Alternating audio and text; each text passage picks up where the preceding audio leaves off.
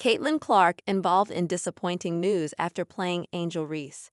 Caitlin Clark and the Indiana Fever began the 2025 WNBA season with a victory over Angel Reese and the Chicago Sky. Indiana dominated Chicago from start to finish, capping off their first game of the season with a 93-58 victory. After their first game of the season, Clark was set to make a public appearance with Fever head coach Stephanie White.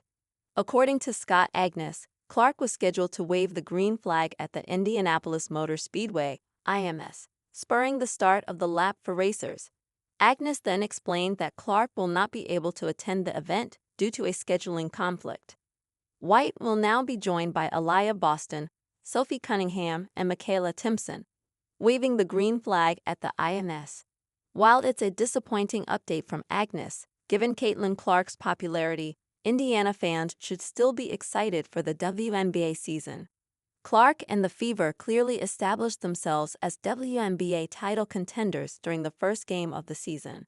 They have one of the deepest rosters in the league, led by Clark, who won Rookie of the Year and was named a WNBA All-Star starter last season. In the win over the Chicago Sky, Caitlin Clark posted 20 points, 10 rebounds, and 10 assists. Her stat line marked the first ever triple-double by a point guard in a season opener in WNBA history.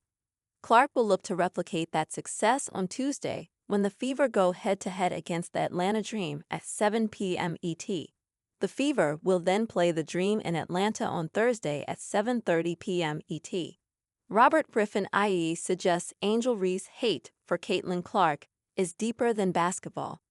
Chicago Sky forward Angel Reese and Indiana Fever guard Caitlin Clark share an on-court rivalry dating back to their collegiate playing days at LSU and Iowa, respectively. If you thought the rivalry peaked in the 2023 National Championship game, Saturday's 2025 WNBA season-opening matchup between the Sky and the Fever proved it's not slowing down one bit. In the third quarter of Indiana's 93-58 victory, Clark fouled Reese hard as she went for a layup, and the officials upgraded it to a flagrant after going to the monitor.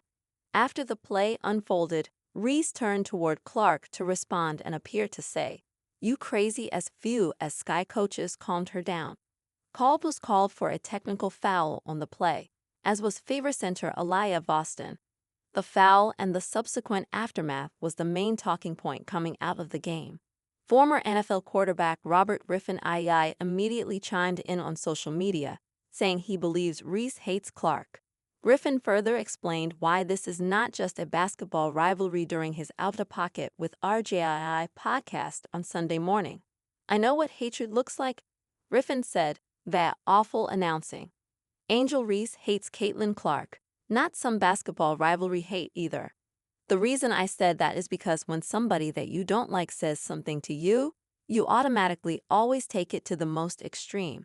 You always automatically say, "Oh, they meant to harm me with that statement." But if your friend or somebody you're cool with made that very same statement, none of us would be so quick to run to judgment to say, "Oh, that was negative."